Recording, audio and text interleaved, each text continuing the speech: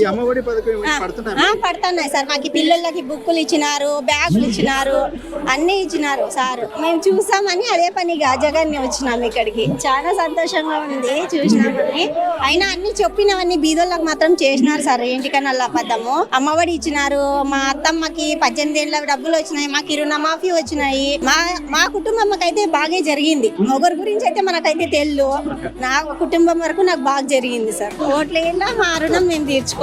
ఎవరికి సౌకర్యాలకు ఏం చేసినారో మనకైతే తెలియదు. బీదోళ్ళకైతే బాగా చేసినారని మా నమ్మకం. మాకైతే అన్ని పడినాయి సార్.